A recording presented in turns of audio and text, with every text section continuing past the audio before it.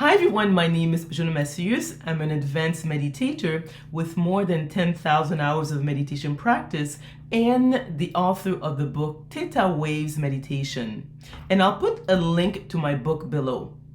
This video is about whether top athletes are healthy.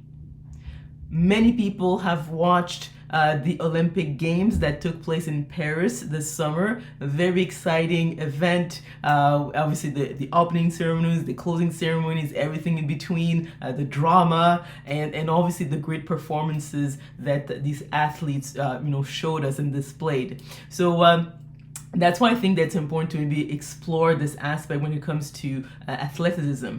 What I've done is that I've looked at two very well-known athletes and to sort of pinpoint something that is rarely talked about, which has to do with not only, yes, there could be, someone can be fit, but not necessarily healthy, and more specifically, mentally healthy. To explore this topic, I'm going to take the example of two very well-known athletes, Michael Phelps and Simone Biles. So Michael Phelps, and I have some notes here on screen, is that he is an American former competitive swimmer. He is the most successful and most decorated Olympian of all time, with a total of 28 medals.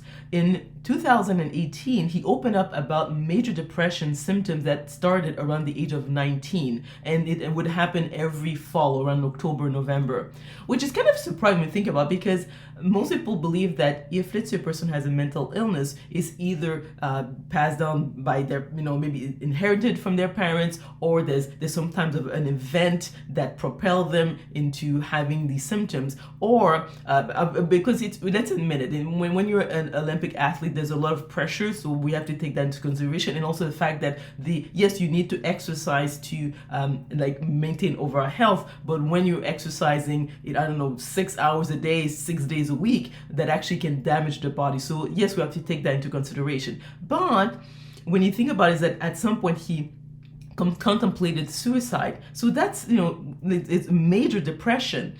But if we look at Michael Phelps' face, it actually gives us a clue as to what happened.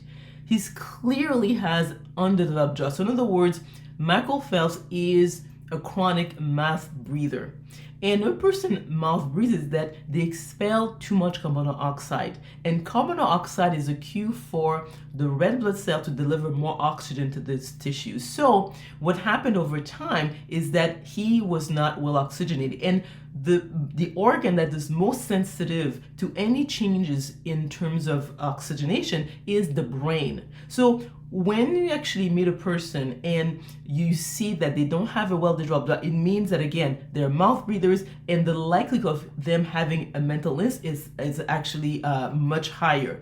The other aspect also, being a swimmer, swimmers cannot breathe through the nose when they are in the pool. So throughout his training, he was breathing more and more through the mouth. So that actually probably exacerbated the problem. He started having these symptoms when he was 19 years old. So it started pretty young. So mental illness is not for people when they're 40s, 50s, or having to midlife crisis. It starts quite young nowadays. So being physically fit is very different from being healthy. So really, when you think about health, you have to look at whether or not a person's brain is getting enough oxygen. And that actually goes back to whether the person is a nose breather or mouth breather.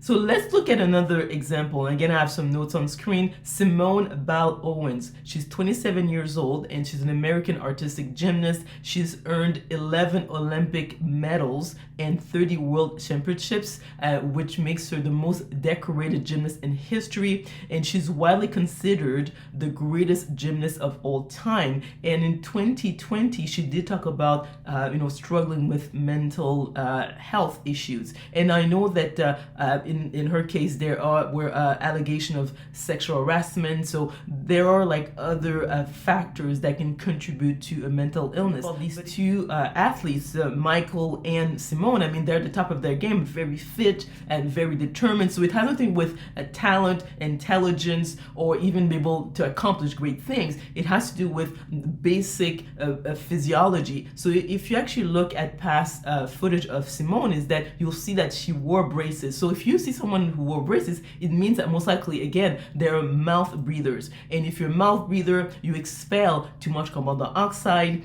and your red blood cells do not get the cue from the carbon dioxide to deliver more oxygen to the tissues. And the first organ, again, that is affected by low oxygenation is the brain. So really, I say to people, before you start, let's say, looking outside causes of an illness, mental illness specifically, you have to look at what's happening in the body. So if, let's say, you correct a person's resting breathing, you'll be surprised as to all of a sudden their mental illness symptoms dramatically reduce or vanish altogether. So one of the best natural ways to improve a person's resting breathing rate is meditation. But meditation is challenging for most people because they have a beta brain dominance, and to experience a meditative state you have to slow down the brain waves to alpha or better yet theta. And I want to underline something, is that both Michael Phelps and Simone Biles are probably sensor perceivers. So they both probably have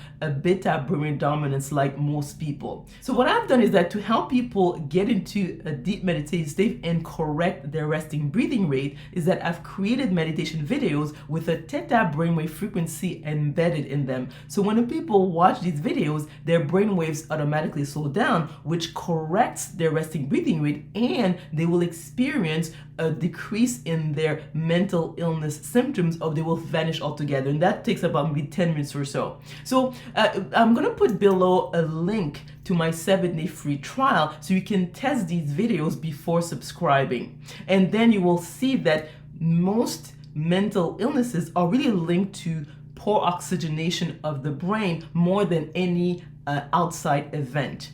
So let me know what you think about the content of this video by commenting below. If you like this video, if you learned something, please click on the like button. Also remember to click on the notification bell to be notified of other videos I'm going to be making. Subscribe to my channel, and we will talk soon.